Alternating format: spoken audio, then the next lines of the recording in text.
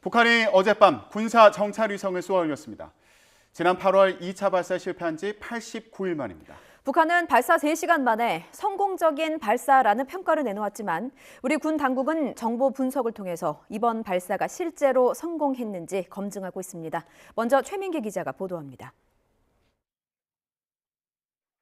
북한의 군사 정찰 위성 발사가 우리 군에 포착된 시각은 어젯밤 10시 43분.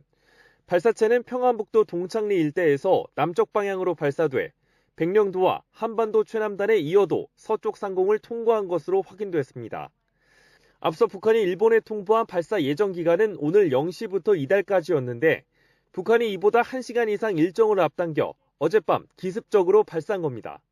한미일의 이제 실시간 관측이 계속 집중되고 있는 시간대가 아마 그 시간대가 될 것 같은데 북한이 이것을 회피하기 위한 일종의 이제 기습적인 발사, 허를 찌르는 기만적 발사.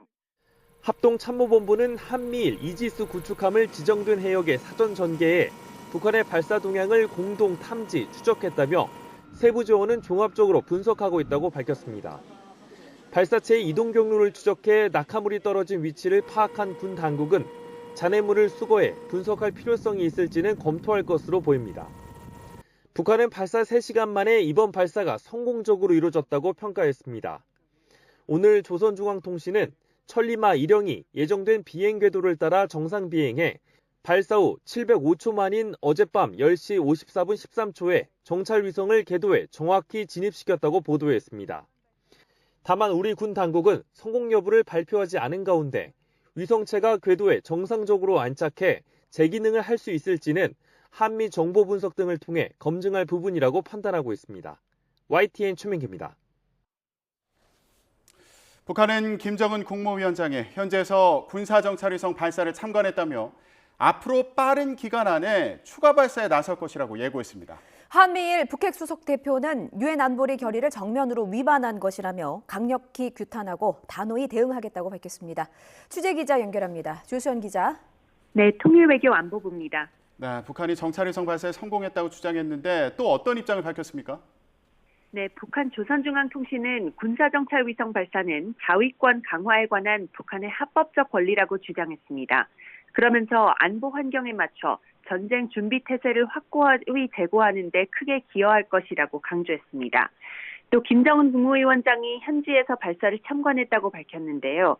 김 위원장이 노동당 제8차 대회 결정을 관철한 국가항공우주기술총국과 관련 기관의 간부들, 과학자, 기술자들을 열렬히 축하해줬다고 전했습니다. 북한은 추가 발사도 예고했습니다. 국가항공우주기술총국이 앞으로 빠른 기간 안에 정찰위성 여러 개를 추가 발사할 계획을 당 중앙위원회 제8기 제9차 전원회의에 제출하게 된다고 밝혔습니다.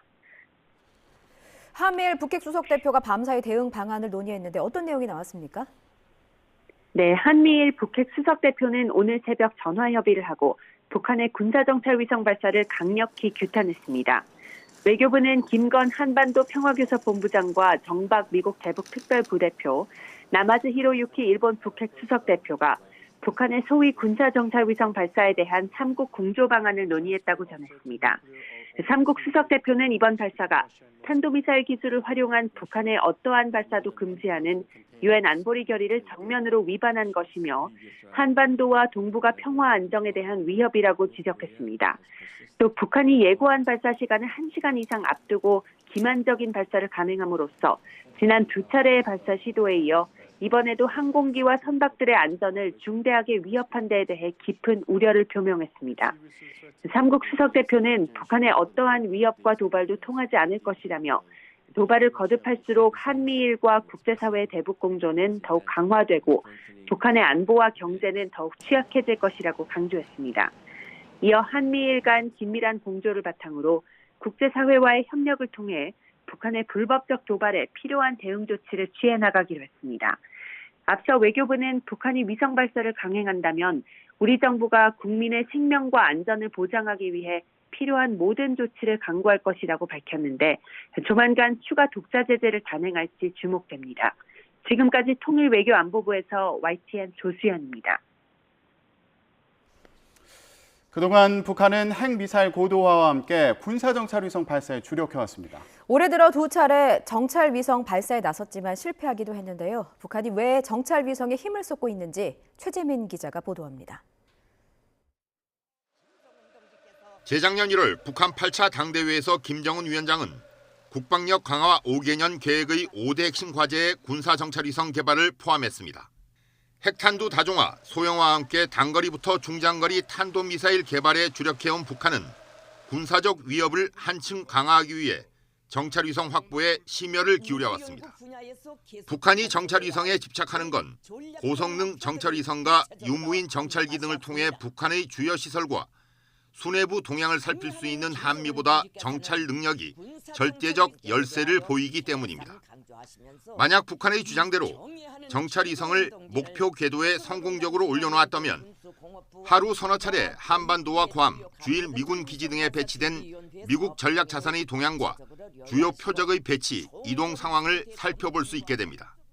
군사정찰 위성을 성공적으로 발사함으로써 인민군대의 정찰 정보 능력을 제고하고 우주 개발 분야에서 더 큰 비약적 발전을 이룩하기 위한 북한은 지난해 12월 정찰위성 발사의 최종 관문 공정을 거쳤다고 밝힌 뒤 올해 5월 군사정찰위성 만리경 1호를 천리마 1형 운반 로켓에 탑재해 발사했지만 2단 로켓 엔진이 정상적으로 작동하지 않아 서해에 추락했고 8월 2차 발사 역시 실패했습니다. 북한이 이번에 발사에 성공했더라도 정찰위성이 의미 있는 성능을 갖췄는지는 불확실합니다. 정찰위성으로 기능하려면 지상의 가로 세로 1m가량의 물체를 식별할 수 있어야 하지만 북한이 지난해 연말 공개한 위성 사진을 보면 3m 수준에 불과했기 때문입니다. 우리 군 당국이 1차 발사 당시 서해에서 수거한 만리경 1호를 분석했을 때도 군사적 가치가 없다는 결론이 내려졌습니다. 물론 북러 정상회담 이후 러시아의 기술 지원으로 성능을 획기적으로 개량했을 가능성도 있습니다. 위성이 제대로 궤도에 올랐다면 북한은 과거 무인기 사건 때처럼 한미의 군사기지나 대통령실 등 핵심 시설의 고화질 위성 사진을 공개하며 위성의 성능을 과시할 것이라는 관측도 나오고 있습니다. YTN 최재민입니다. 영국을 국빈 방문하고 있는 윤석열 대통령은 현재서 국가안전보장회의 NSC 상임위에 참석했는데요. 북한의 군사정찰위성이 대륙간 탄도미사일 ICBM 성능 향상을 목적으로 한다고 규정했습니다. 정부는 대응 조치로 9.19 군사합의 일부 조항에 대한 효력 정지를 추진하기로 했는데요. 임시 국무회의에서 일사천리로 의결할 것으로 보입니다. 취재기자 연결합니다. 권남기 기자. 네, 정치부입니다. 네, 윤석열 대통령이 영국 현지에서 NSC 상임위에 참석했군요. 네, 윤석열 대통령이 찰스 3세 영국 국왕이 주최한 버킹엄궁 공식 오찬을 진행 중일 때 북한의 이른바 군사정찰위성 발사 소식이 전해졌습니다. 윤 대통령은 실시간으로 상황을 점검하고 보고받았고 영국 의회 연설까지 마친 뒤에 긴급 국가안전보장회의 NSC 상임위원회를 주관한 것으로 전해졌습니다. 합참의장이 정찰위성 발사 상황을 보고하고 대응 방안을 논의했는데요.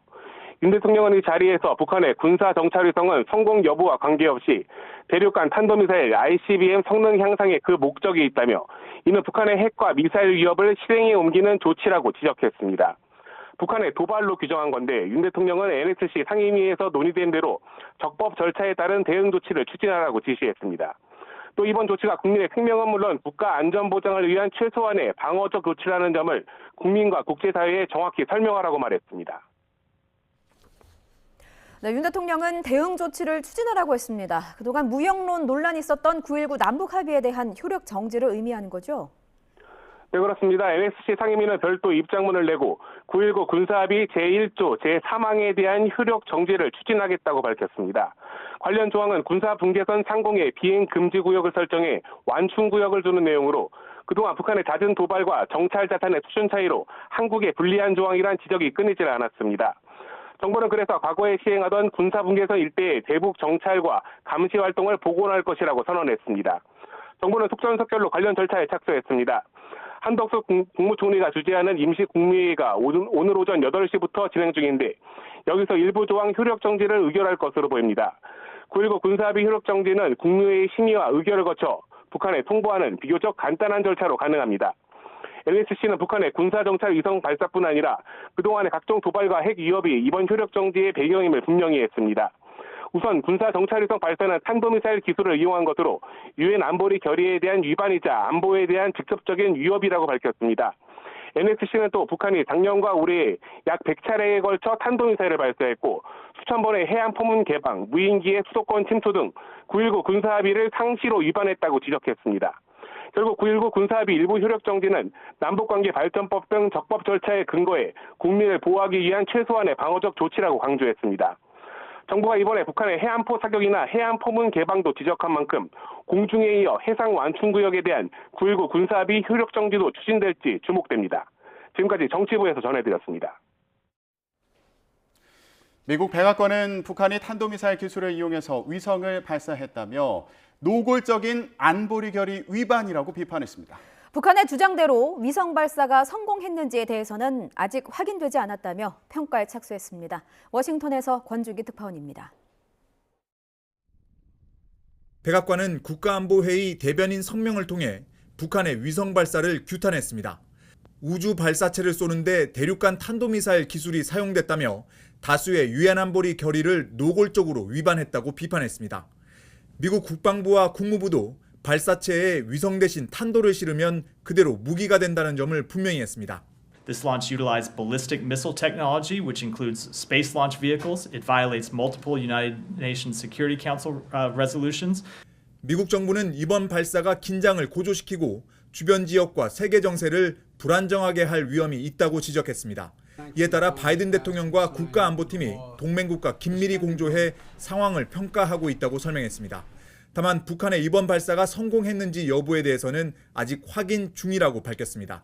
위성 발사가 성공적이라는 북한 주장에도 불구하고 여전히 검증이 진행 중이라는 겁니다. So I can confirm that we are aware of that, but we're still assessing the success of the launch. Did this one enter the orbit? I don't have more on that. I think that's something that we're still assessing. 미국 정부는 북한의 위성 발사에 러시아 기술이 이전됐는지 여부에 대해서도 신중한 입장을 취했습니다. 미 국방부는 이번 북한 위성 발사에 러시아가 어떤 식으로 연관됐는지 정보가 없고 기술 이전에 대해서도 아직 확인되지 않았다고 밝혔습니다. 워싱턴에서 YTN 권준기입니다. 네, 북한의 군사정찰위성 발사 관련해서 전문가와 좀 더 자세히 얘기 나눠보겠습니다. 네, 김동현 북한대학원 대학교 교수 연결했습니다. 교수님 나와 계시죠? 예, 안녕하십니까? 네, 교수님 이른 시간에 연결 감사드립니다. 네. 북한이 다음 달 1일 0시, 그러니까 오늘부터 30일 자정 사이에 군사위성을 쏠 수 있다. 이렇게 예고를 했었는데 이거보다 1시간 앞선 어젯밤에 위성을 발사했습니다. 이거 지금 예상하지 못했던 상황이어서요. 이 배경 뭐라고 보십니까? 너무 좀 심각하게 생각하시는 것 같은데요. 1, 2차 모두 예고한 첫날 오전 또 새벽에 발사를 해서 이번에도 첫날 발사하지 않을까 예상을 했습니다. 예고한 기간보다는 1시간 앞서서 발사를 했는데요. 무엇보다 동창리 발사장의 기상 등 발사 환경이 최우선 고려된 것이 아닌가라고 생각을 합니다. 지금 비가 오고 있는지는 모르겠지만 예보상으로 오늘 아침에 그 철산군 동창리에 비 예보가 있었거든요. 예. 이런 점에서 군 전문가들이나 또 우리 군 당국이 자정이 지나서 이미 새벽까지 좀 일찍 쏘지 않겠는가 예상을 했었어요. 그런데 그거보다도 조금 더 앞서서 발사했다는 점에서 일명 보면 허를 찌른 것이기도 할 수는 있겠지만 기상을 가장 고려하지 않았나라고 생각이 됩니다. 예, 교수님 기상을 고려했다고 하더라도 예고됐던 것보다 이렇게 1시간 일찍 발사를 하면 선박이라든가 항공기라든가 위험한 상황이 있을 수 있는 거 아닙니까? 물론 그렇습니다. 이제 그 1시간이라는 기간을 좀 크게 보면 그런데요. 북한이 마지막 순간 발사 기간이나 발사 어떤 시간 자체를 변경 통보했는지는 조금 확인해 봐야 될 필요가 있습니다. 또 이제 수정 통보 없이 발사를 했다고 하더라도 1시간 정도라고 한다고 하면 그 지역에 이미 공지가 나 있기 때문에 실질적으로 크게 제가 위협이 없다는 건 아니지만 이것을 뭐 1시간 빨리 발사한 것을 두고 기만술이라고까지 이야기하는 건 개인적으로 조금 과장된 게 아닌가라고 저는 개인적으로 보는데요. 처음부터 발사를 예고한 기간 이전에 쏘려고 마음을 먹었다. 뭐 이렇게 지금 보고 계실 수도 있는 거라고 생각하는데요. 예. 이런 어떤 은밀한 뭐 기만적 발사 의도를 갖고 뭐 통고를 그러니까 기만적으로 했다라기보다는 이렇게 해놓고 발사 준비가 완료된 상황에서 기상을 우선적으로 고려해서 발사를 앞당겼다라고 보는 것이 더 합리적인 어떤 우리 판단이 아닌가라고 생각을 합니다. 예. 지금 중요한 게 1, 2차에서는 실패했었는데 이번 3차는 어떻게 됐는지 아직은 모른다는 거거든요. 물론 북한의 입장은 발사 3시간 만에 성공했다라고 주장을 했지만 우리 정부와 미국 정부는 아직까지 이제 그 확인을 하고 있는 중인 것 같습니다. 이게 그 성공했다라고 평가할 수 있는 기준이 뭔지 교수님 보시기에는 좀 어떻다고 보십니까? 일단 북한이 공식적으로 성공했다고 발표를 했고요. 또 예. 우리도 국가안보보장회 상임회의를 개최해서 입장문을 발표하지 않았습니까? 예. 물론 성공 여부와는 무관하다고 이야기를 했지만 뭐 굳이 이제 우리 정부나 군이 1, 2차 발표 때와는 다른 반응을 보이는 것도 뭐 일단 뭐 형식적으로 보면 성공으로 봐야 되는 거고요. 가장 중요한 것은 기술적인 건데요. 이 정찰 위성 같은 경우에 저궤도 위성입니다. 한 500km에서 한 1000km, 뭐 1500km까지 이제 낮은 궤도를 돌고 있는데요.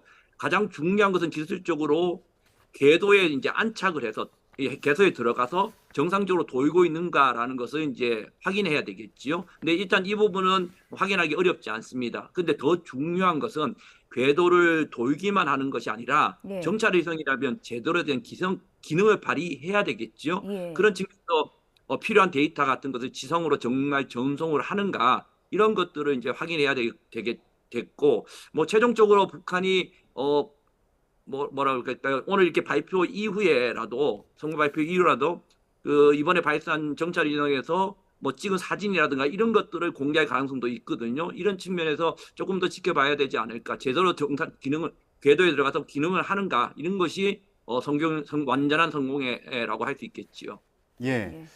교수님, 일단 제대로 된 기능을 할 것이냐 이것도 이제 중요한 상황인데 북한이 발사에 성공했다고 하지만 이게 맞는 걸까? 요거에 대해서 좀 더 얘기를 해보겠습니다. 일단 발사체가 평안북도 동창리 일대에서 남쪽 방향으로 발사돼서 백령도와 한반도 최남단의 이어도 서쪽 상공을 통과한 것으로 확인이 됐다고 하는데 요 정도 정보로도 지금 궤도의 계획대로 갔는지 안 갔는지 알 수 있습니까? 일단은 1차, 2차 또 그 이전에도 발사한 궤도를 보면요. 근데 이것이 아까 말씀드렸듯이 저 궤도로 이렇게 돌고 있는 위성이거든요. 그러니까 이 어떤 그 궤도로 진입하기에 가장 적절한 발사 각도를 했기 때문에 그쪽으로 발사를 했고 그러한 것들을 통해서 떨어지는 위치도 1단과 2단이 떨어지는 위치들도 정해져 있거든요. 이러한 것들을 봤을 때 정확하게 어떤 1, 2단이 떨어졌고 올라갔다고 한다면 일단 궤도에 들어가는 문제는 어느 정도 성공적이지 않았을까라고 생각이 됩니다. 그런데 이제 이 궤도에 들어가서 얼마나 제대로 된 기능을 하느냐의 문제는 이제 조금 더 지켜봐야 되겠지요. 예. 예. 저희가 지금 북한의 군사 정찰위성 발사 관련해서 김동엽 북한 대학원대학교 교수와 함께 얘기를 나누고 있는데요. 네. 교수님 잠시만 기다려 주시고요. 지금 북한의 군사 정찰위성 발사 관련해서 정부가 대응 차원에서 9.19 남북 군사합의 일부 조항을 효력 정지하기로 했습니다. 예, 오늘 아침에 임시 국무회의가 긴급 소집됐는데 한덕수 국무총리의 모두 발언 듣고 오겠습니다. 북한은 우리와 국제사회의 거듭된 경고를 무시하고 어젯밤 소위 군사 정찰위성을 발사했습니다. 이는 탄도미사일 기술을 활용한 북한의 어떠한 발사도 금지하고 있는 유엔 안보리 결의에 대한 중대한 위반이자 우리의 안보를 위협하는 직접적인 도발입니다. 아울러 한반도의 군사적 긴장 상태 완화와 신뢰 구축을 위한 9.19 군사 합의 준수에 대한 의지가 없음을 분명히 보여주고 있는 것입니다. 정부는 북한의 도발 직후 긴급 NSC 상임위원회를 대통령 주관으로 개최하여 현 상황을 점검, 평가하였습니다. 그 결과 더 이상 9.19 군사 합의에 따라 우리 군의 접경지역 정보 감시 활동에 대한 제약을 감내하는 것은 우리 대비 태세를 크게 저하하여 국민의 생명과 안전을 지키지 못하는 상황을 초래할 수 있다는 결론에 도달하였습니다. 이에 오늘 국무회의에서는 긴급 NSC 상임위원회의 결과를 반영하여 남북 간 상호 신뢰가 회복될 때까지 9.19 군사 합의 효력의 일부를 정지하는 방안을 추진코자 합니다.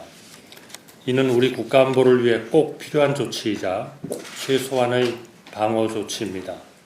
또한 우리 법에 따른 지극히 정당한 조치입니다. 그간 9.19 군사 합의의 제약으로 인해 북한 장사정포 공격에 대한 식별은 물론 이를 대비한 우리 군의 훈련이 제한됨으로써 북한의 기습 공격 위협에 노출되는 등 우리의 접경지역 안보 태세는 취약해졌습니다. 9.19 군사합의의 일부 효력 정지를 통해 과거 시행하던 군사 분계선 일대의 대북 정찰, 감시 활동이 즉각 재개됨으로써 우리 군의 대북 위협 표적 식별 능력과 대응 태세가 크게 강화될 것입니다. 북한은 하루빨리 도발을 멈추고 남북 공동 번영의 길로 나와주기를 거듭 촉구합니다.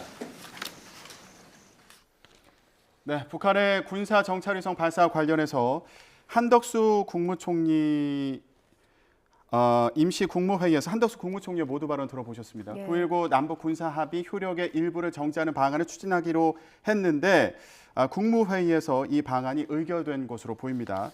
예, 계속해서 김동혁 북한대학원 대학교 교수와 얘기 나눠보겠습니다. 예. 교수님, 9.19 예. 남북 군사 합의 효력을 일부 정지하겠다. 지금 국무회의에서 이 방안을 의결한 것으로 보이는데 이게 어떤 의미가 있는 겁니까?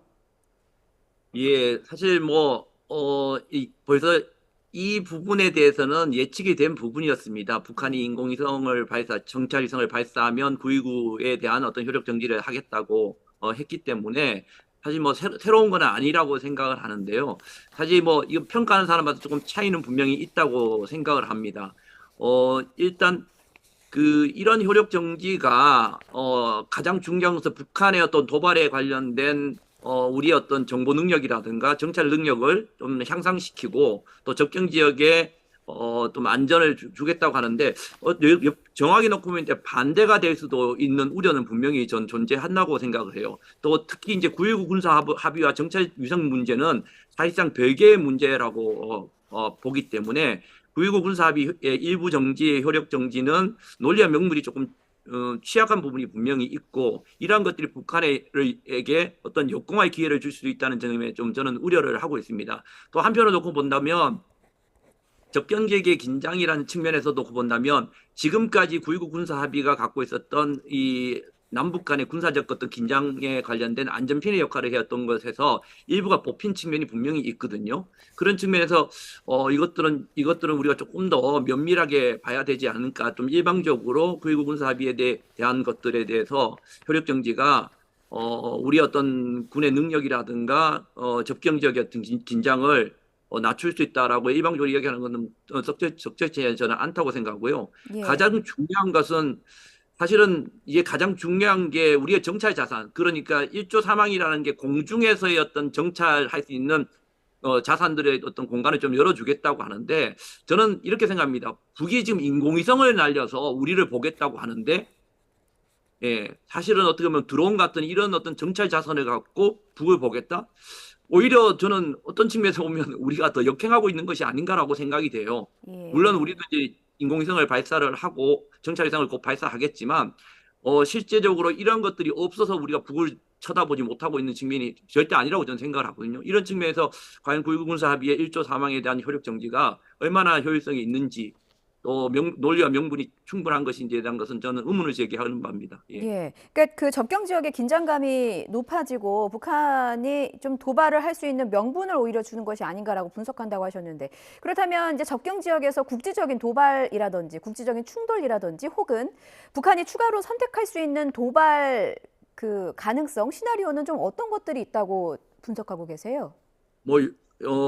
여러 가지가 있다고 생각합니다. 이제 사실 9.19 군사 합의가 갖고 있었던 것들이 가장 중요한 것은 어떤 남북 간의 오해, 오인, 그다음에 군사적인 어떤 신뢰 이런 것들이었거든요. 예. 근데 이런 것들이 사라지고 없어지게 되면 더군다나 남북 간의 어떤 대화의 채널, 군사적인 어떤 채널뿐만 아니라 대화의 채널이 사라져 있고요. 뭔가 서로가 오인이나 착각이나 이런 것들을 생길 수 있는 어떤 군사적인 어떤 충돌이나 이런 가능성들을 막을 수 있는 방법이 없습니다. 사실은요. 그런 측면에서 뭐 다양한 뭐 북이 어떤 의도를 갖고 하는 측면도 분명히 있을 겁니다. 적적 지역이라든가 또 연평도 백령도라든가 이런 지역에서 북한이 의도를 갖고 그런 행동을 하는 경우도 있지만 가장 중요한 것은 또 우려스러운 것은 의도치 않은 충돌의 가능성이죠. 서로가 이제 오해라든가 이런 것들에 대한 것들이 있기 때문에 우리 그런 점이 더 우려스럽다고 좀 말씀드리고 싶습니다.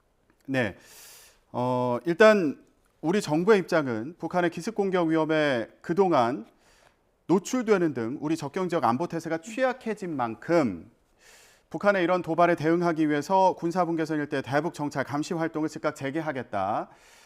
이런 입장을 밝혔습니다.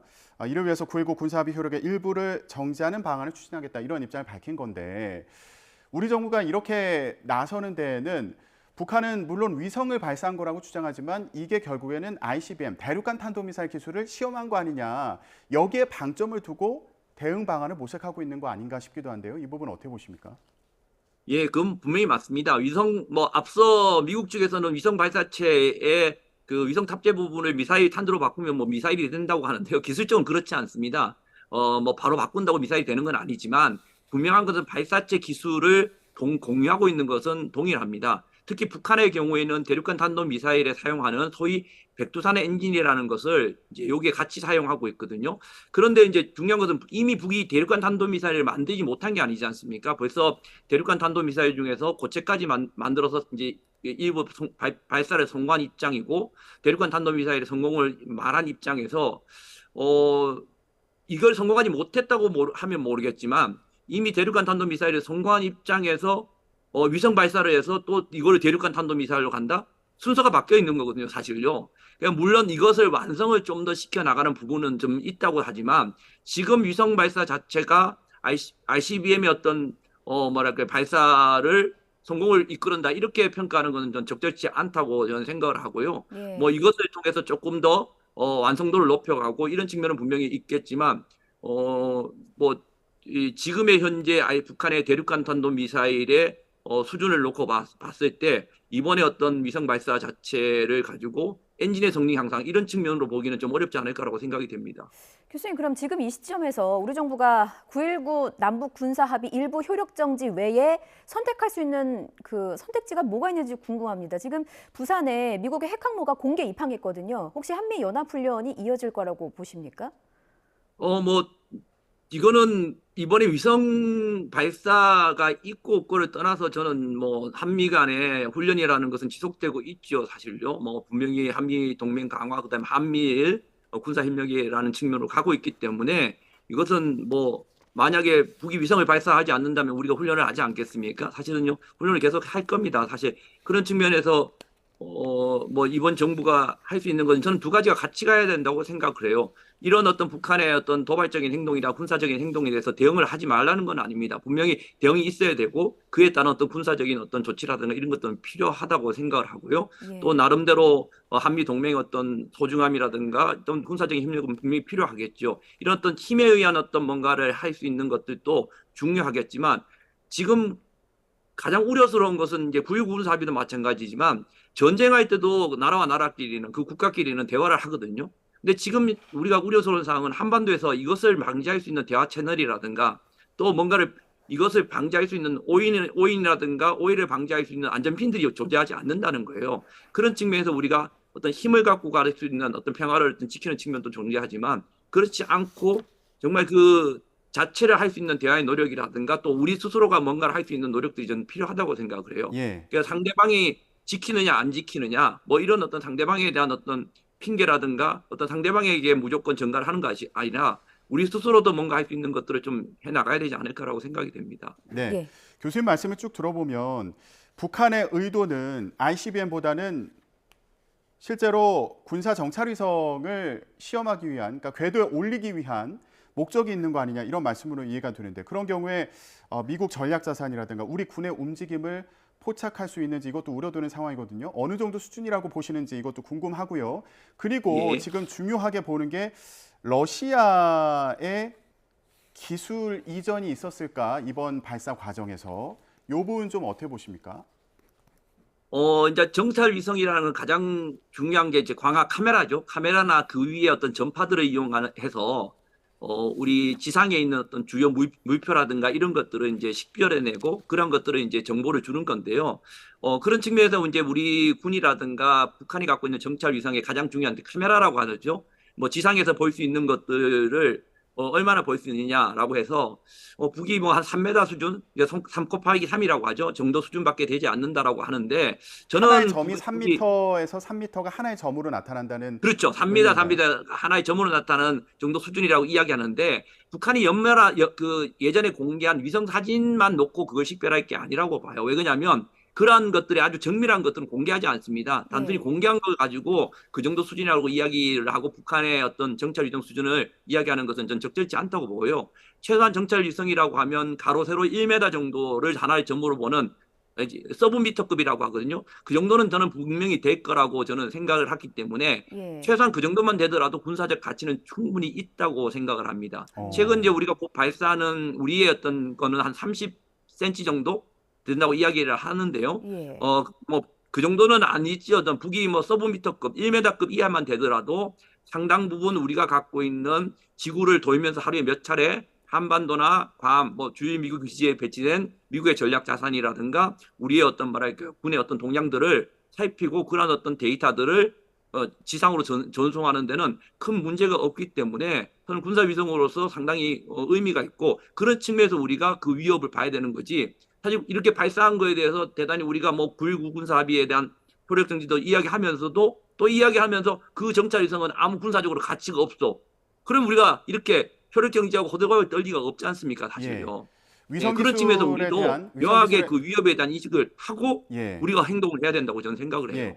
위성 기술의 위협성에 대한 대비가 필요하다. 이 부분에 인지가 필요하다는 말씀으로 이해가 되는데 그렇다면 이 발사체와 관련해서 러시아 기술이 이전됐을 가능성에 대해서 어떻게 보십니까? 간단히 부탁드릴게요. 그것도 저는 되게 조심스럽다고 생각을 해요. 1차, 2차 발사로부터 3차까지 이제 시간 자체가 그렇게 길지 않았지 않습니까? 물론 그 이전에도 러시아가 어느 정도 도와줬을 수도 있겠지만 북러 간에 그 김정은 위원장이 러시아에 갔을 때로부터 시작한다고 한다면 이것이 뭐 기술 이전을 해서 새롭게 만들 이런 상황의 기술적인 어떤 기간은 아니란 말이에요. 그렇기 때문에 기술 이전이라고 보기보다는 이번 2차, 1, 2차 발사에 실패한 내용에 대해서 어느 정도 기술적으로 보완하고 점검하는 수준까지 가지 않았을 거라고, 까지 도와주지 않았을까라고 생각을 합니다. 특히 2차 발사 같은 경우에는 1, 2단의 어떤 엔진은 성공적으로 발사를 했지만 3단이 분리하면서 위성이 제궤도로 올라가는 그러니까 대기권에 이상에 올라가서 작동하는 엔진 이 3단의 어떤 문제가 좀 있었지 않을까 생각하는데요. 이런 측면은 북의 대기권 밖에서 엔진이 작동하는 어떤 그 실험 공간이 없어요. 이런 것을 할 수 있는 것은 러시아밖에 없기 때문에 일단 그런 측면에서 지난 2차 발사에 대한 어떤 실패라든가 오류들을 조금 잡아주고 해준 정도 수준에서 이번에 어떤 협력이 있었지 않을까라고 생각을 하고 또 뭐 필요하다면 광학 카메라나 이런 것들도 조금 더 성능이 좋은 것으로 교체 가능도 했다고 본다면 뭐 기술전이라기보다는 나름대로 약간의 어떤 기술적 협력이 이런 분명히 있었지 않을까라고 생각이 됩니다. 알겠습니다. 오늘 말씀 여기까지 듣겠습니다. 김동엽 북한대학원대학교 교수였습니다. 말씀 고맙습니다. 예, 감사합니다.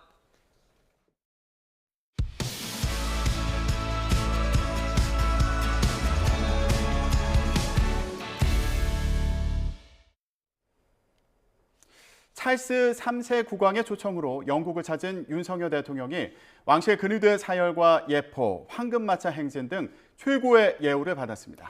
영국 의회에서는 영어 연설로 양국의 과거와 현재, 미래를 짚었습니다. 런던에서 조은지 기자입니다. 수교 140주년을 기념한 영국 국빈 방문 이틀째, 윤석열 대통령은 숙소까지 마중 나온 윌리엄 왕세자 부부와 함께 환영식장으로 향했습니다. 윤 대통령은 대관식 이후 첫 국빈으로 자신을 선택한 찰스 3세 국왕과 반갑게 인사하고 나란히 왕실 근위대를 사열했습니다. 최고 존경의 의미를 담은 예포 41발이 발사되고 아리랑과 애국가도 울려 퍼졌습니다. 하이라이트는 마차 행진, 윤 대통령이 찰스 3세 국왕과 김건희 여사가 카밀라 왕비와 나란히 왕실의 황금마차를 타고 버킹엄 궁까지 10분을 달렸습니다. 1년에 딱 2차례만 국빈을 부르는 영국 왕실답게 품격 있는 대접이 돋보였습니다. 윤 대통령과 찰스 3세 국왕은 국빈 오찬에 이어 고종이 빅토리아 여왕에게 쓴 편지 같은 우리나라와 관계된 왕실 소장품도 관람했습니다. 윤 대통령은 영국 의회에서 연설도 했습니다. 도전을 기회로 바꿔줄 양국 우정을 제목으로 한국전쟁에 8만 명을 파병한 과거부터 전략적 동반자가 될 미래까지 한영 관계를 영어 연설에 담았습니다. Let me end by paraphrasing a line from Shakespeare's Romeo and Juliet. For this friendship may so happy prove to turn our challenges to pure opportunity. 윤 대통령은 한국전 참전 용사비와 웨스터민스터 사원의 무명용사 묘역에 잇따라 헌화하며 우리와 영국이 혈맹임을 거듭 강조했습니다.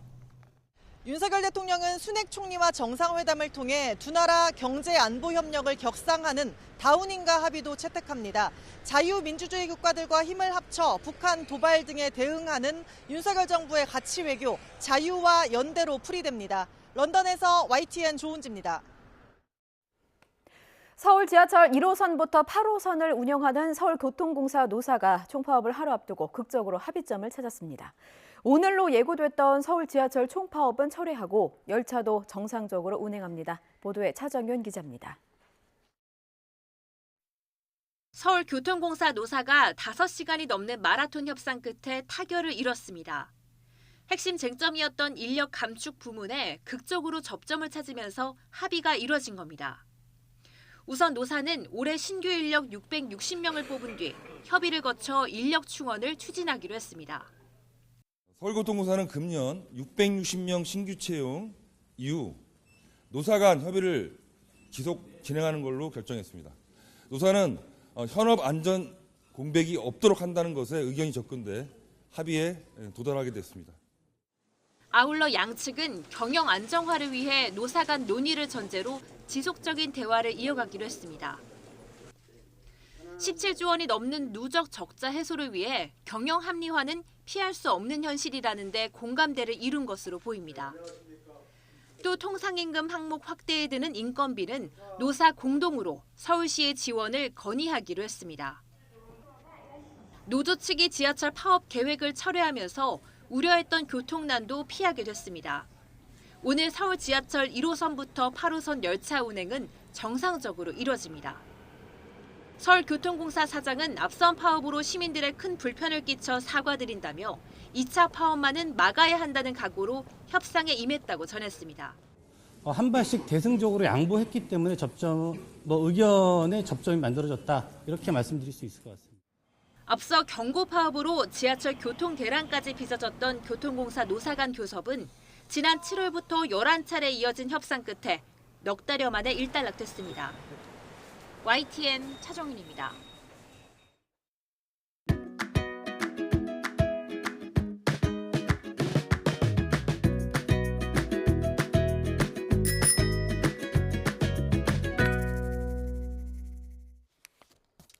(5천만의) 언어를 쓰겠다.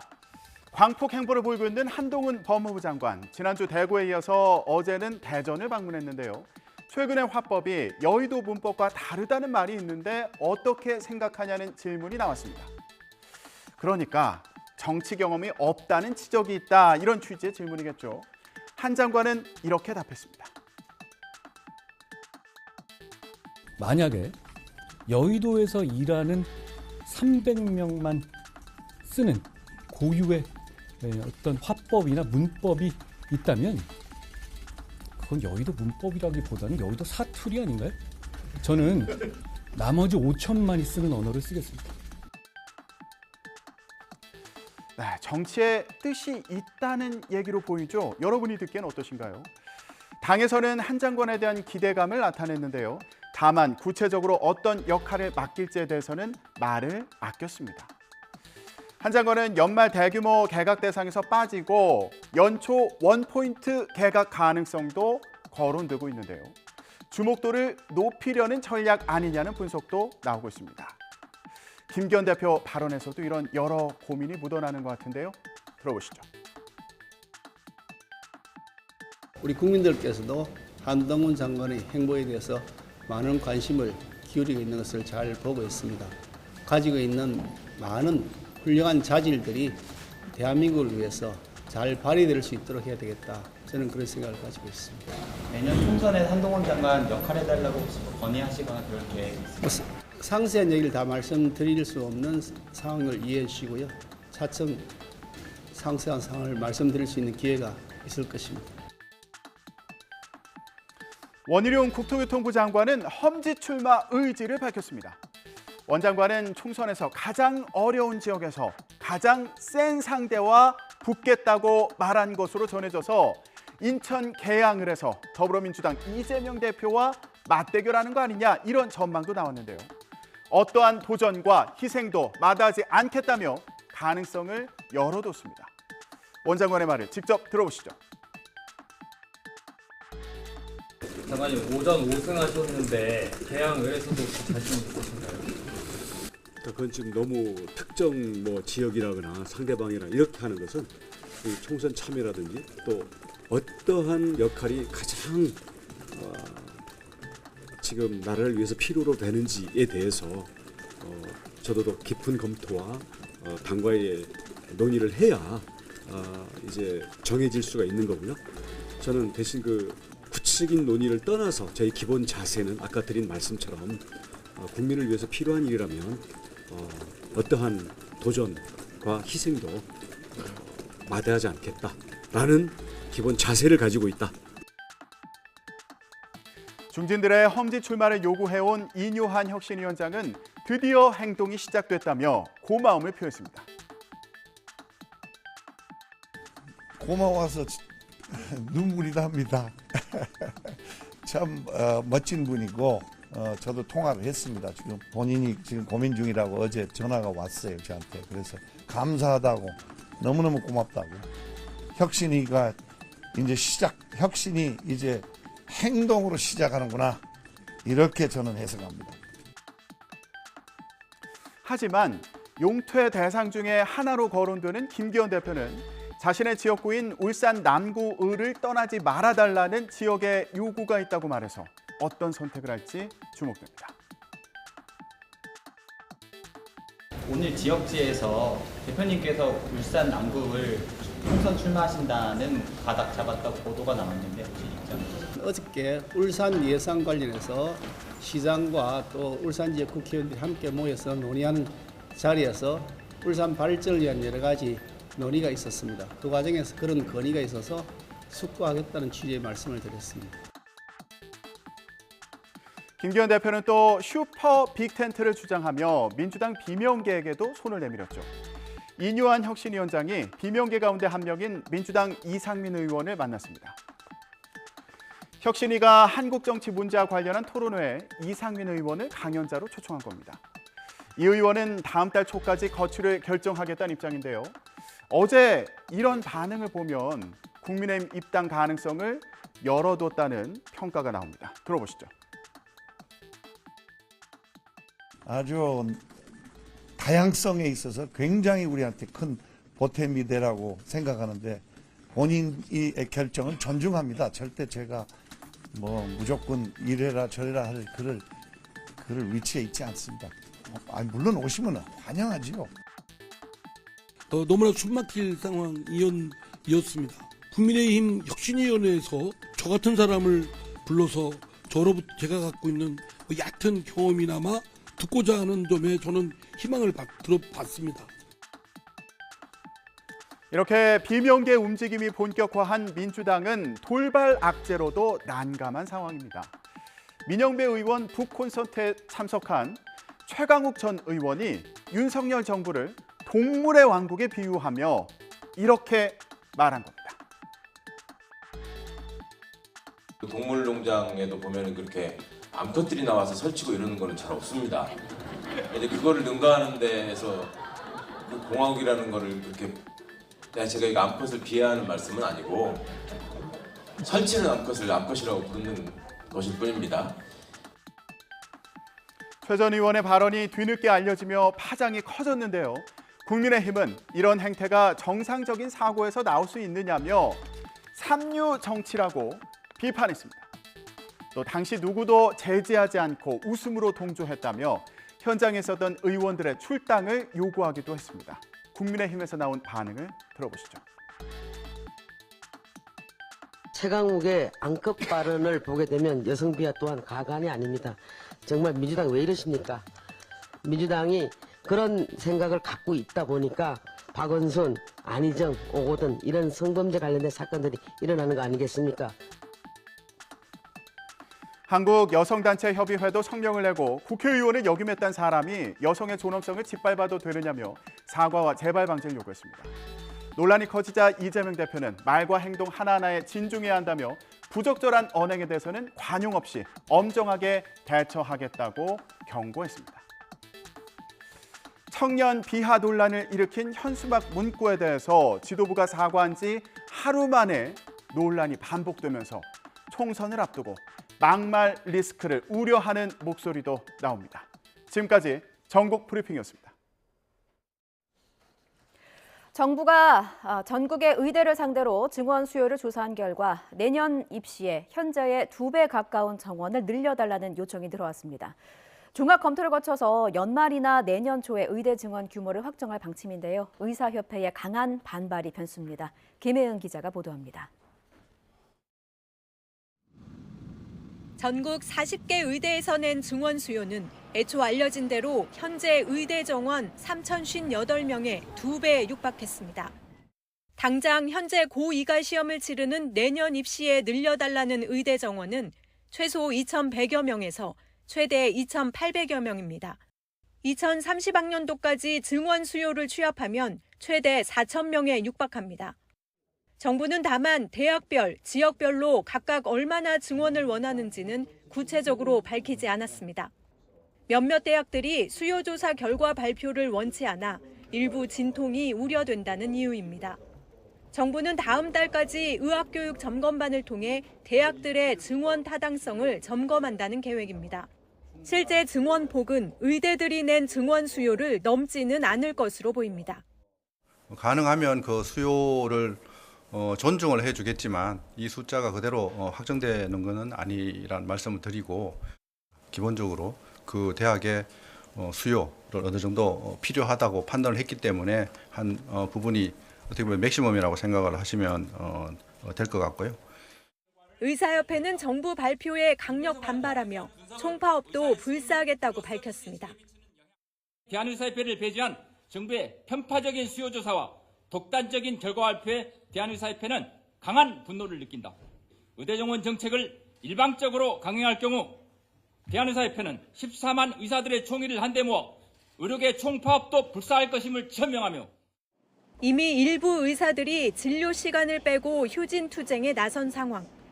정부는 이르면 연말, 늦어도 내년 1월 초까지는 의대 정원 확대 규모를 확정한다는 계획이지만 의사협회의 강력한 반발이 여전히 큰 걸림돌로 남아 있습니다. YTN 김혜은입니다.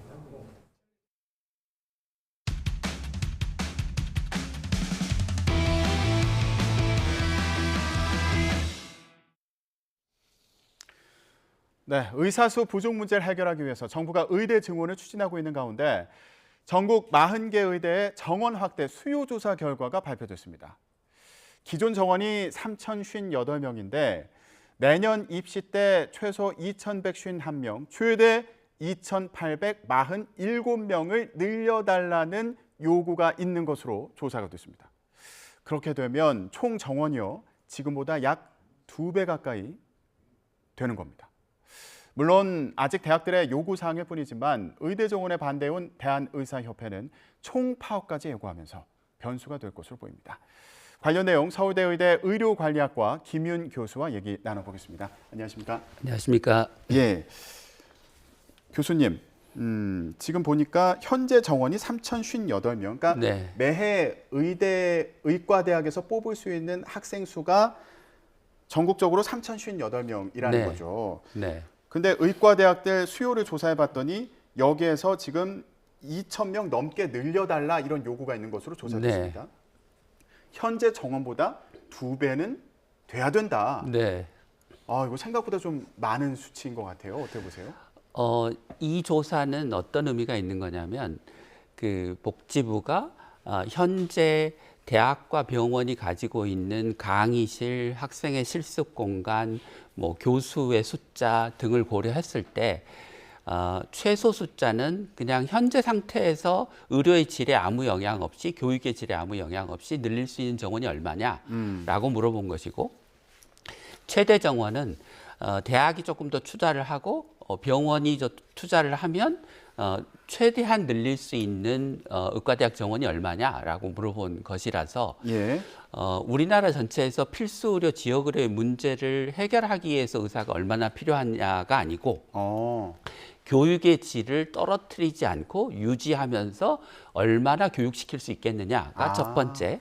어디까지, 그러니까 얼마나 학생을 받아서 교육시킬 수 있는 능력이 지금 갖춰져 있느냐? 네, 그렇습니다. 예. 두 번째는 이제 대학의 규모가 작으면 그 교수는 많은데 학생 수가 적으면 비용이 많이 들고, 또 대학병원 입장에서는 학생 수가 적으면 전공의로 들어오는 의사의 숫자가 적으니까 예.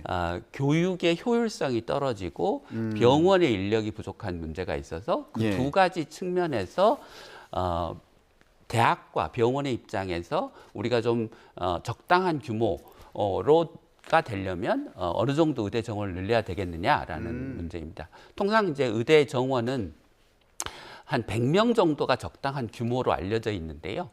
과거에 그 의대 정원을 늘릴 때 의사협회하고 협상을 해서 의사협회가 수용할 수 있는 정원의 규모는 작고 의과대학을 세우기를 원하는 대학들은 많으니까 그 정원을 나눠주다 보니 뭐 30명에서 50명짜리 소위 미니 의대들이 여러 개가 생겼거든요. 그래서 그런 의대들은 사실 대학의 규모 측면에서 교육의 질 또는 효율성을 담보하기에는 너무 작은 규모라고 하는 문제를 안고 있습니다. 교수님 설명을 들어보면 이번에 수요조사 결과는 그러니까 학교의 입장에서 그 의과대학을 운영하는 과정에서 어느 정도 학생이 있어야 효율적으로 의과대학을 운영해 나갈 수 있는지 이 관점에서 좀 접근했다는 말씀으로 이해가 되거든요. 플러스 대학병원에 필요한 인력이 얼마냐. 그러니까 대학병원이 주로 이제 중환자 보고 응급환자 보는 역할을 하잖아요. 그러니까 그런 그 필수 의료, 중증 의료를 하는데 인력이 얼마나 더 필요하냐라는 관점이죠. 사실 의사협회는 계속해서 우리나라의 의사가 부족하지 않다라고 주장하지만 의사협회는 대부분 대도시의 개원이들을 대변하는 이익단체거든요. 그러다 보니 실제로 중환자, 응급환자를 보는 대학의 목소리, 병원의 목소리가 잘 드러나지 않고 있었는데 이번 수요조사를 계기로 그 대학병원과 종합병원의 입장이 반영됐다. 드디어 목소리를 냈다. 의협의 단일 대오의 균열이 갔다. 이렇게 이해할 수 있을 것 같습니다. 그러니까 이게 의과대학의 운영뿐만 아니라 지금 대학병원에서 환자를 돌보는데 의사가 이 정도로 부족하다. 지금보다 2배는 있어야 된다. 이런 관점도 지금 반영이 되어 있다는 말씀이시죠? 그렇습니다. 현장이 그 정도로 지금 의사가 많이 부족합니까? 대학병원 같은 경우? 네, 원래 의사가 굉장히 부족했는데 그래서 뭐 소위 기피 과목, 뭐 흉부외과, 외과, 산부인과 이런 과목의 의사들이 일주일에 2-3번 당직을 서면서 응급 환자를 본다 이런 얘기들이 많았잖아요. 근데 그렇게 만성적으로 의사가 부족한 상태에서 최근에 이제 동네 개원이들이 실손보험을 지렛대로 비급여 진료를 굉장히 많이 늘렸습니다. 그러다 보니 대학 교수하고 동네 개원이의 소득 격차가 지금 2배 가까이 벌어졌거든요. 그러니까 대학병원 교수는 뭐 1억 5천에서 한 2억쯤을 받는데 동네 개원이는 지금 3억, 4억을 벌고 있으니까 대학 교수 힘들게 하느니 나가서 동네 의원에서 편하게 환자 보면서 더 높은 소득을 누리겠다 이러는 의사들이 많아지고 있습니다. 그러다 보니 대학 교수를 그만두고 동네로 가는 의사들도 많아지고 이제 대학 교수가 되기 전에 전문이 마치고 전공이 마치고 전임이라고 하는 거를 한 1-2년 하는데 그 전임의를 하겠다는 의사가 없다. 전공이 마치고 다 동네 개원이로 빠져나간다. 그러면서 지금 그 대학병원, 종합병원의 그 의사 부족, 동네 개원이로의 유출이 아주 심각한 상황입니다. 전체적인 의사 수가 부족하기도 하고 그렇습니다. 이런 상황에서 지금 대학병원으로 의사들이 안 오려고 한다. 네, 그렇습니다. 요거는 서울에 있는 대학병원들도 상황이 마찬가지예요. 마찬가지입니다. 서울에 있는 대학병원들도 최근에 특정 과목의 경우에는 과거에 전공이 마치고 교수 되기 위해서 전임의하던 그런 의사들이 꽤 있었는데 아예 전임의가 사라졌다. 예. 그 씨가 말랐다. 이렇게 얘기하는 과목들도 꽤 있습니다. 예, 우리나라 의사 수가 OECD 국가 중에서 적은 편이라는 의견과 관련해서 의협에서는 우리나라가 다른 나라에 비해서 병원을 많이 찾기 때문에 의사가 부족해 보이는 거다 이런 주장을 하기도 했는데 굉장히 이상한 얘기죠. 그러니까 우리나라의 의사 수는 한의사를 포함하면 OECD 국가의 한 3분의 2, 한의사를 제외하면 한 56%, 절반을 조금 넘는 수준인데 예. 병원을 찾는 환자가 많으면 의사에는 더 필요하게 되는 거죠. 그러니까 OECD 대비 의사가 적은데 우리나라 국민들이 병원을 더 찾아. 그러면 OECD 평균보다 우리나라는 의사가 더 필요한 나라가 되어야 맞는 거지. 예.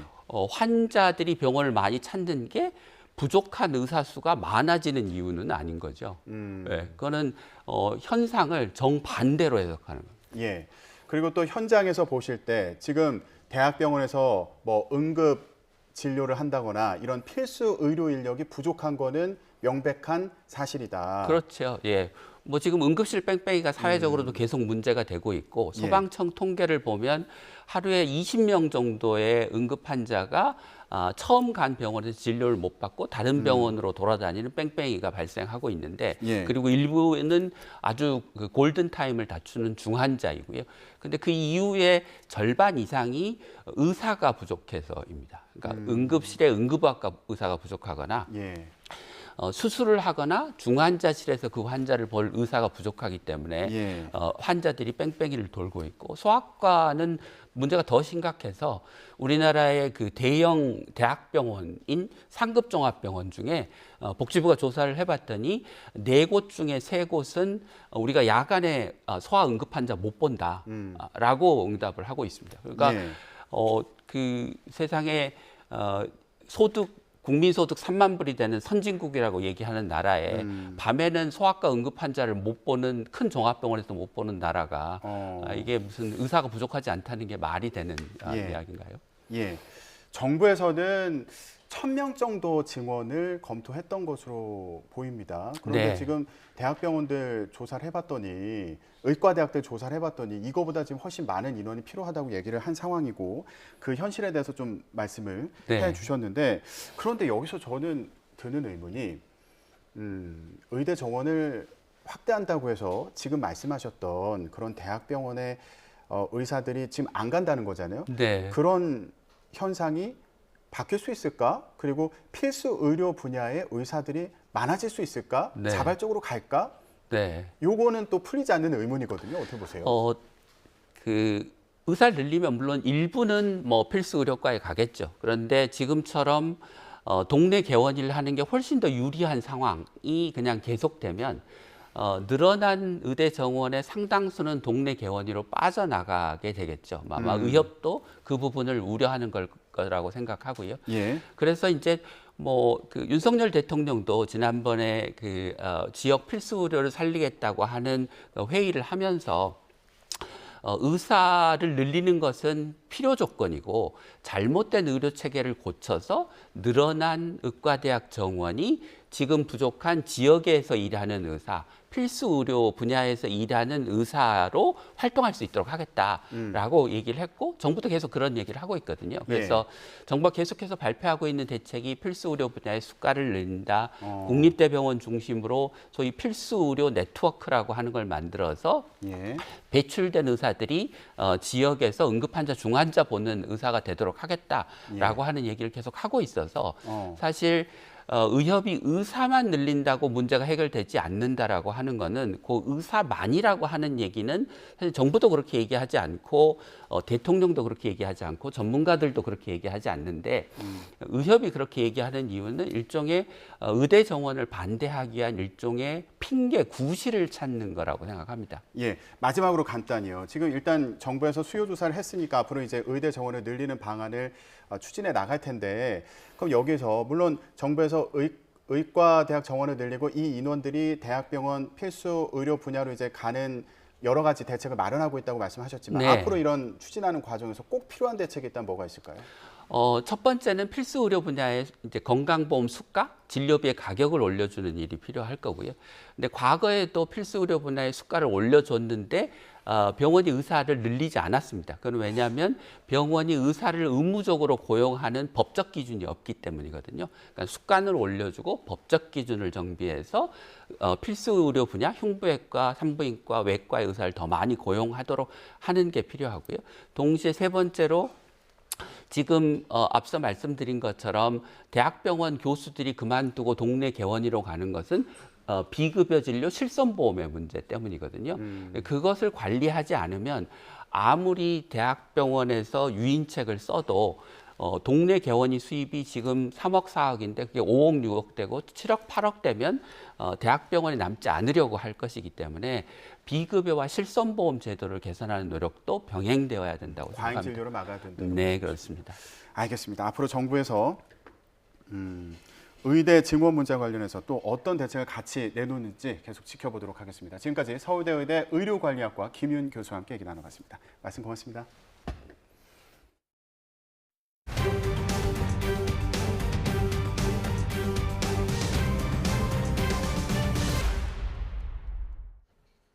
YTN 뉴스라이더와 함께하고 계십니다. YTN이 내년 총선을 앞두고 실시하는 정기 여론조사에서 한동훈 법무부 장관이 출마할 경우 유권자의 42%가 여당 선거에 도움이 될 거라고 보는 것으로 나타났습니다. 그래픽 보시죠. YTN이 여론조사 전문기관 엠브레인 퍼블릭에 의뢰해서 지난 19일부터 이틀 동안 전국 유권자 1,000명을 조사한 결과 한 장관의 출마가 여당 선거에 도움이 될 거란 응답자는 42%, 도움이 되지 않을 거라는 답변이 41%였습니다. 국민의힘 이준석 전 대표와 유승민 전 의원, 김종인 전 비대위원장이 신당을 창당할 경우 24%가 지지할 뜻이 있다고 했고 69%는 지지하지 않겠다고 했습니다.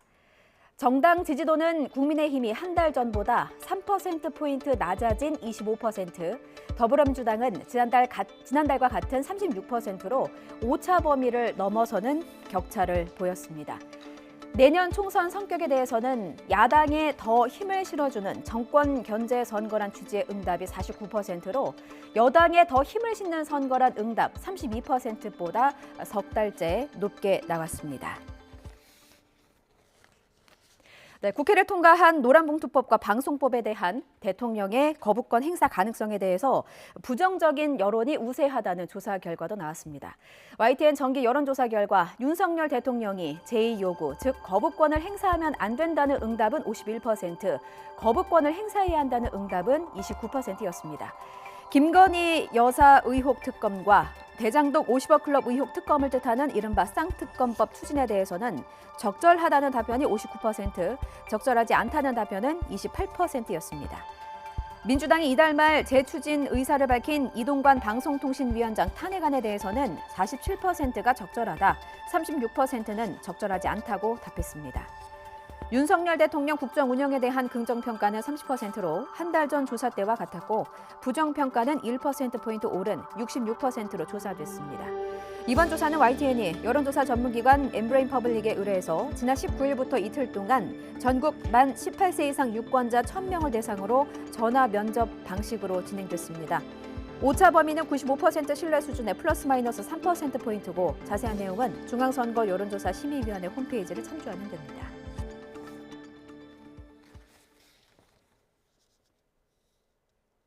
네, YTN 뉴스라이더 함께하고 계십니다. 북한이 군사 정찰 위성 3차 발사를 기습적으로 감행하면서 우리 정부가 오늘 아침 국무회의를 열어서 9.19 군사 합의 효력을 정지했습니다.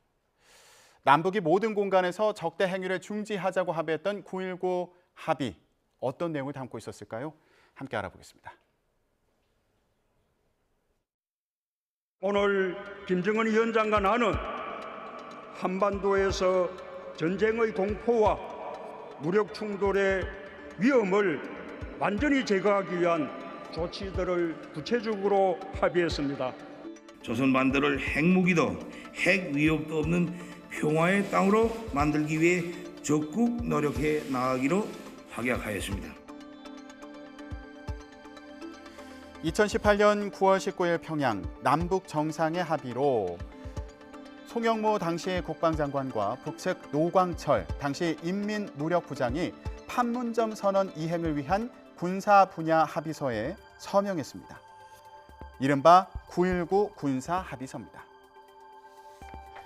골자는 지상과 해상, 공중 등 모든 공간에서 군사적 긴장과 충돌의 근원으로 되는 상대방에 대한 일체의 적대 행위를 전면 중지하기로 한 겁니다. 지상 군사 분계선으로부터 5km 내에서 포병 사격 훈련과 연대급 이상의 대규모 야외 기동 훈련도 하지 않기로 했습니다. 공중에선 무인 비행 금지 구역도 설정했습니다. 하지만 윤석열 정부 들어 우리 측 정찰 능력과 전투력이 약화하는 계기가 됐다는 여권 내 목소리가 커지면서 9.19 군사 합의가 따가운 눈총을 받게 됐습니다. 북한이 지난해 말까지 명시적으로 합의를 위반한 사례는 무려 17건. 특히 지난해 12월 북한 무인기가 서울 상공을 휘젓고 다니면서 우리 국민에게 충격을 줬습니다. 결국 윤 대통령은 지난 1월 북한이 다시 도발을 일으키면 9.19 군사합의 효력 정지를 검토하라고 지시했습니다. 북한의 잇따른 도발과 위반 조치로 9.19 합의는 사실상 빈 껍데기만 남았다는 지적이 있는데요. 반면 우발적 충돌을 막기 위한 최소한의 안전판이라는 목소리도 있기는 합니다. 숱한 논란 끝에 결국 북한이 또다시 정찰 위성을 쏘아 올리면서 9.19 군사 합의는 5년여 만에 멈춰섰습니다. 네, 9.19 남북 군사 합의와 관련해서 방금 들어온 소식 전해드리겠습니다. 윤석열 대통령이 북한의 군사 정찰 위성 발사와 관련해서 9.19 남북 군사 합의의 일부 효력 정지를 재가했다는 소식이 조금 전에 들어왔습니다. 오늘 아침에 국무회의에서 9.19 남북 군사 합의 일부 효력 정지를 의결했는데 이후에 윤석열 대통령이 9.19 남북 군사 합의 일부 효력 정지를 재가했다는 소식입니다. 예, 북한에 잇따른 도발로 우리 군 당국의 능력이 지금 여러 가지로 제약을 받고 있다, 이런 지적이 나오면서 9.19 남북 군사 합의 효력 정지와 관련한 목소리가 나왔었는데요. 북한이 3차 위성 발사를 감행하면서 우리 정부가 9.19 군사 합의의 일부 효력을 정지하기로 했고 윤석열 대통령이 이를 재가했다는 소식입니다. 관련 내용 들어오는 대로 다시 전해드리겠습니다. 그동안 북한은 핵미사일 고도화와 함께 군사정찰위성 발사에 주력해왔습니다. 올해 들어서 2차례 정찰위성 발사에 나섰지만 실패하기도 했는데요. 북한이 왜 정찰위성에 힘을 쏟고 있는지 최재민 기자가 전해드립니다. 재작년 1월 북한 8차 당대회에서 김정은 위원장은 국방력 강화 5개년 계획의 5대 핵심 과제에 군사정찰위성 개발을 포함했습니다. 핵탄두 다종화, 소형화와 함께 단거리부터 중장거리 탄도미사일 개발에 주력해온 북한은 군사적 위협을 한층 강화하기 위해 정찰위성 확보에 심혈을 기울여왔습니다. 북한이 정찰위성에 집착하는 건 고성능 정찰위성과 유무인 정찰기 등을 통해 북한의 주요 시설과 수뇌부 동향을 살필 수 있는 한미보다 정찰 능력이 절대적 열세를 보이기 때문입니다. 만약 북한의 주장대로 정찰위성을 목표 궤도에 성공적으로 올려놓았다면 하루 서너 차례 한반도와 괌, 주일 미군 기지 등에 배치된 미국 전략 자산의 동향과 주요 표적의 배치, 이동 상황을 살펴볼 수 있게 됩니다. 군사정찰 위성을 성공적으로 발사함으로써 인민군대의 정찰 정보 능력을 제고하고 우주 개발 분야에서 더 큰 비약적 발전을 이룩하기 위한 북한은 지난해 12월 정찰위성 발사의 최종 관문 공정을 거쳤다고 밝힌 뒤 올해 5월 군사정찰위성 만리경 1호를 천리마 1형 운반 로켓에 탑재해 발사했지만 2단 로켓 엔진이 정상적으로 작동하지 않아 서해에 추락했고 8월 2차 발사 역시 실패했습니다. 북한이 이번에 발사에 성공했더라도 정찰위성이 의미 있는 성능을 갖췄는지는 불확실합니다. 정찰위성으로 기능하려면 지상의 가로 세로 1m가량의 물체를 식별할 수 있어야 하지만 북한이 지난해 연말 공개한 위성 사진을 보면 3m 수준에 불과했기 때문입니다. 우리 군 당국이 1차 발사 당시 서해에서 수거한 만리경 1호를 분석했을 때도 군사적 가치가 없다는 결론이 내려졌습니다. 물론 북러 정상회담 이후 러시아의 기술 지원으로 성능을 획기적으로 개량했을 가능성도 있습니다. 위성이 제대로 궤도에 올랐다면 북한은 과거 무인기 사건 때처럼 한미의 군사기지나 대통령실 등 핵심 시설의 고화질 위성 사진을 공개하며 위성의 성능을 과시할 것이라는 관측도 나오고 있습니다. YTN 최재민입니다.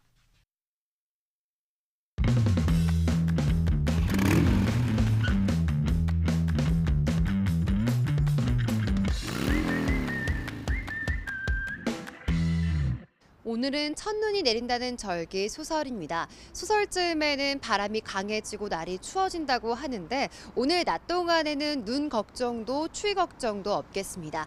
오늘 아침 서울 기온 2.9도로 어제보다 예년보다 1에서 2도가량 높았고요. 낮에도 14도까지 오르면서 예년 기온을 4도가량 웃돌겠습니다. 다만 일교차가 10도 이상으로 크겠습니다. 아침 저녁으로는 보온에 각별히 신경 써주시기 바랍니다.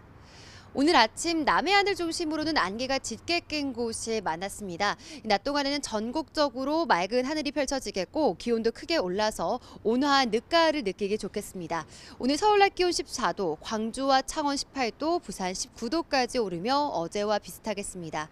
하지만 늦은 오후부터는 하늘빛이 점차 흐려지겠고 밤늦게 북서쪽에서 비구름이 유입됩니다. 내일 아침까지 중서부와 전북에 1에서 5mm의 비가 살짝 내리겠고요. 내일 오후에도 중서부 지방에는 약한 비가 내리거나 눈이 날리는 곳이 있겠습니다. 비가 그친 뒤 찬 공기가 남하하며 모레부터는 다시 영하권 추위가 기승을 부리겠고요. 모레 새벽부터 오전 사이 충청과 호남, 제주도에는 눈이 내릴 전망입니다. 연일 건조주의보가 발효 중인 동해안 지역에는 대기가 무척 메말라 있습니다. 산불 등 대형 화재가 발생할 위험성이 무척 크니까요. 불씨 관리 철저하게 해주시기 바랍니다. 지금까지 YTN 홍나실입니다. 네, 뉴스라이더 마치겠습니다. 내일 뵙겠습니다. 고맙습니다.